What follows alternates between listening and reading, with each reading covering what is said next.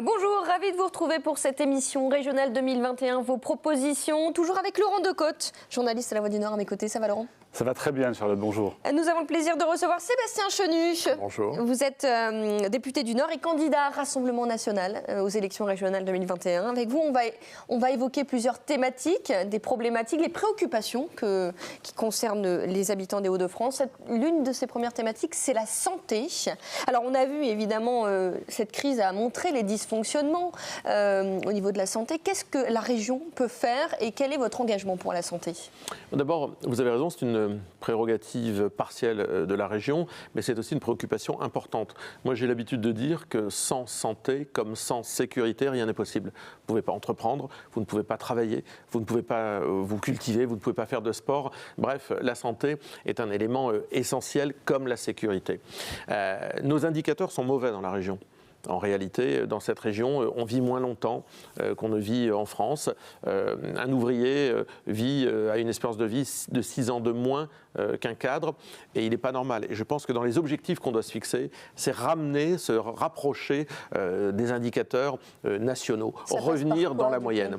Alors d'abord, il n'y a pas eu grand-chose de fait, il faut bien le dire. Alors c'est vrai que M. Bertrand, lui, a une vision très libérale de la santé. Il a créé les ARS, il avait créé la tarification à l'acte avec le gouvernement dans lequel il était. Donc il a une vision très déconstructive du service public. Moi, j'ai une vision que c'était une compétence de l'État aussi. Oui, d'accord, mais c'est une vision. On n'a pas la même vision. Lui, il considère que c'est un service public qui n'est pas, qui peut être ouvert à la concurrence, libéralisé, financiarisé. Moi, je considère que c'est essentiel.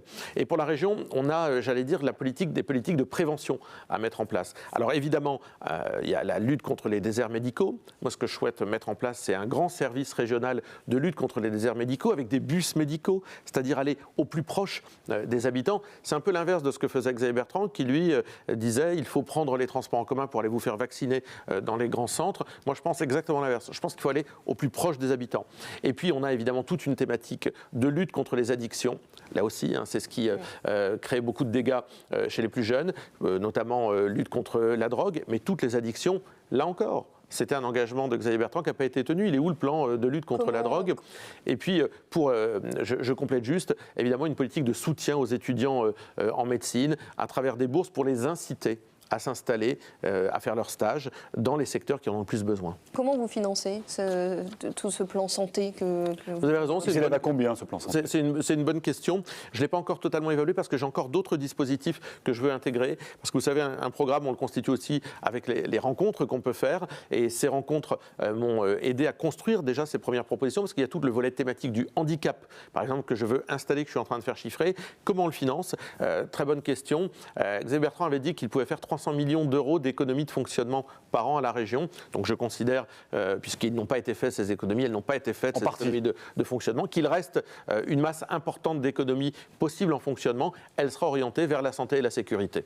Elles sont où ces économies de fonctionnement ? Donc, vous savez, dans le fonctionnement, vous avez des départs en retraite qui ne sont pas remplacés. Donc là, vous avez une partie d'économies de fonctionnement possible. Vous avez une partie qui était liée à la fusion qui coûte très cher. La fusion Nord-Pas-de-Calais-Picardie coûte très cher, 2 millions d'euros par an. On devrait arriver plutôt à la fin, avoir lissé ça ou plutôt en début de ce mandat régional-là. Donc je pense que c'est ici qu'on a, j'allais dire, du gras et des possibilités.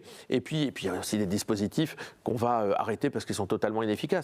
Proche emploi, ça coûte à peu près 2 millions d'euros par an, totalement inefficace. C'est la Cour des comptes qui le dit. On va arrêter cette gabegie. Parlons-en, vous parlez de proche emploi. Parlons d'emploi et de développement économique, justement. Alors, là aussi, il y a un taux de chômage de 10,8% dans la région. Comment on crée de l'emploi et comment on garde aussi, surtout, les emplois dans notre région ? Alors vous avez remarqué, là encore, il y a 6 ans, Xavier Bertrand, avec les tambours, les trompettes, nous disait je veux être jugé sur l'emploi, je vais créer 60 000 emplois, etc. Bon, le rendez-vous a été manqué. En quelques mois d'ailleurs. En quelques mois. Rapidement, il a dit qu'il ne pourrait pas tenir cette promesse. Oui. Et moi, je trouve que c'est pas bien de donner de l'espoir et de dire aux gens qu'on va créer de l'emploi comme ça en claquant des doigts, alors que la réalité est contraire. Dans notre région, quand il y a eu une décrue du chômage au niveau national, ça a moins baissé dans la région. Ça veut dire que les politiques qui ont été mises en place, elles n'ont pas eu d'effet amplificateur ou elles n'ont pas eu d'effet correctif. Et on ne demande pas à un président de région de suivre la vague, on lui demande de trouver des dispositifs qui soient efficaces. Nous, il y a une philosophie, je pars toujours de ça, c'est en fait de ce qui nous sépare. On ne voit pas les choses de la même façon. Xavier Bertrand, comme Emmanuel Macron, eux considèrent qu'il faut quelque part les yeux fermés épauler les grandes entreprises en devenant un guichet à subvention. Moi, je considère... Je vous coupe sur ce sujet-là, parce que par exemple, on a le cas d'Envision, qui est une entreprise chinoise de batteries électriques qui va vraisemblablement venir s'installer à Douai, donc avec plusieurs centaines, voire milliers d'emplois à la clé. Ce sera ça accompagné de plusieurs millions, voire dizaines de millions d'euros de la région. Vous ne les mettez pas, ces millions-là? Alors attendez, d'abord, moi je serais très attentif à ça, parce que je vous rappelle qu'il y a eu un projet, 1 an avant les municipales, d'un investisseur chinois qui devait s'installer à Maubeuge. Nous sommes 1 an après, il a complètement disparu de la circulation. Attention aux annonces, c'est pas que j'y crois pas. Je suis attentif et je dis attention aux annonces d'avant campagne électorale.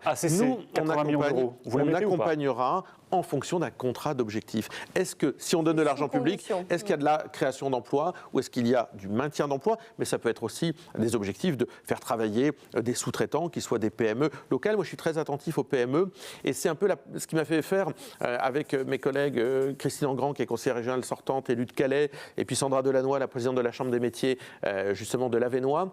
Imaginez un dispositif qui est celui de prendre en charge les 3 premiers mois de période d'essai pour les PME et les TPE pour les chômeurs. C'est-à-dire qu'en fait, les PME et les TPE nous disent, si ça redémarre, on a envie évidemment d'être dans la dynamique économique si elle revient, mais embaucher quelqu'un, c'est compliqué. La période d'essai, ça coûte cher, puis c'est un pari qu'on fait sur quelqu'un. Et bien nous, on s'est dit, on sera partenaire pour cette période d'essai, on la prendra en charge. Si ça fonctionne, pour un chômeur, eh bien, il aura été embauché, c'est gagnant-gagnant. Si ça ne fonctionne pas, la PME n'aura rien perdu et on aura tenté quelque chose, avec évidemment une qualification pendant cette période d'essai. C'est chiffré, ça? Oui, c'est chiffré. On est un peu plus de 100 millions d'euros, bien sûr. 100 millions d'euros? Oui, c'est un dispositif important, mais c'est un dispositif sur lequel on veut mettre de l'énergie. Quand je vous dis qu'on peut faire une économie de 300 millions d'euros par an, c'est là qu'on trouve notre capacité à le financer. Le budget de la région, pour rappel, pour nos téléspectateurs, c'est 3 milliards. Un peu plus de 3 milliards. 100 millions, c'est beaucoup. Oui, mais vous savez, le budget des transports, c'est plus d'1 milliard. Ce sont une grande partie des dépenses incompressibles aussi. Bien sûr, transport. mais donc mettre 100 millions d'euros sur les dépenses de fonctionnement que nous n'allons pas renouveler, c'est tout à fait faisable et jouable. Vous parliez de transport justement, on va entendre 2 petits jeunes qui se prononcent sur les transports, c'est très important dans la région, écoutez-les et après une petite réaction. Je pense que les transports en commun, c'est vraiment le futur. Et on voit que la métropole, par exemple, de Lilloise, déjà, elle investit. Mais peut-être à l'échelle régionale, d'investir, que toutes les communes se mettent ensemble pour investir. Ça fait cher au bout d'un moment de payer 30 € chaque mois. Et si vous voulez que la vie elle soit écologique, on aimerait bien avoir des transports gratuits. Ce serait plus pratique que nos parents, au lieu que nos parents nous déposent en ville, etc., ce serait plus pratique d'avoir les transports gratuits. Alors, transport gratuit ou pas transport gratuit pour les jeunes notamment? Moi, je crois que ça ne se pose pas comme ça. Je vois d'ailleurs que c'est le même débat chez les écologistes. En Ile-de-France, le leader écolo est contre la gratuité des transports. Ici, Mme Dely y est favorable. Donc, je pense qu'on peut avoir différentes approches. Moi, je crois qu'il y a un dispositif, ou plutôt un projet, qui n'a pas du tout été ouvert par la majorité, alors que c'est un superbe projet qui avait été acté, il faut rendre à César ce qui est à César, par les socialistes du temps de Daniel Percheron, qui avait été inscrit au contrat de plan État-région. C'est le réseau Express Grand Lille. En fait, c'est ce qui permet de desservir tout le bassin minier qui va travailler vers la métropole de Lille. Et moi, j'ai beaucoup dénoncé le fait que le bassin minier ait été oublié pendant ce mandat-là. Et c'est vrai que là, il y a une espèce de désinvolture, avoir laissé tomber le bassin minier, à ne pas se préoccuper. Puis en plus, il y a les embouteillages de l'A1. Si on parle d'environnement, c'est effectivement en termes d'empreinte carbone important. Moi, je pense qu'il faut rouvrir cet énorme dossier du réseau Express Grand Lille, qui coûte très cher, mais qui évidemment est un projet structurant de la région, comme d'ailleurs le barreau Creil-Roissy, qui coûte moins cher, mais qui est un projet structurant de la région. Ces 2 dossiers, on est totalement passé à côté. Xavier Bertrand est totalement passé à côté, parce qu'il a tout misé. Il veut le relancer, là, d'ailleurs. Oui, mais d'accord, il veut le relancer, mais enfin, il a été quand même en responsabilité 6 ans. C'est toujours facile de vouloir faire ce qu'on n'a pas fait. Quel itinéraire, d'ailleurs? Parce qu'on sait qu'il y avait beaucoup de débats autour de l'itinéraire de ces RER. Vous voulez qu'il passe par où, vous? Bien sûr, il y a eu beaucoup de débats, parce que certains voulaient le prolonger jusqu'à Amiens, d'autres voulaient... C'était Gérald Darmanin, je crois, qui avait cette idée-là.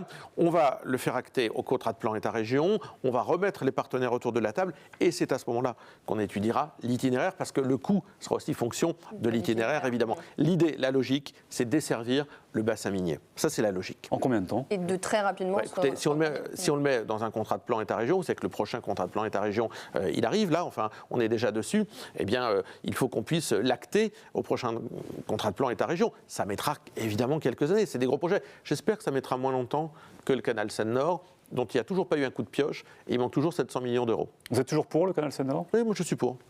Vous avez choisi d'évoquer la sécurité. Alors, c'est pourtant pas une compétence régionale, la sécurité, mais c'est votre programme. D'ailleurs, le slogan, c'est une région qui vous protège. Oui, mais c'est la préoccupation numéro 1 des habitants. Et quand vous êtes élu, vous êtes en charge des préoccupations de vos habitants. D'abord, il y a une partie compétence régionale, des transports, sécurisation des gares, sécurisation des trains. Il y aurait beaucoup à dire sur les promesses aussi qui n'ont pas été tenues. Mais moi, je crois qu'on doit devenir le partenaire des collectivités en matière de sécurité. C'est-à-dire, dans tous les chapitres de la politique régionale, on ouvre un chapitre sécurité. Et donc, je pense qu'il faut qu'on cofinance de la police municipale, des brigades canines, de la vidéoprotection.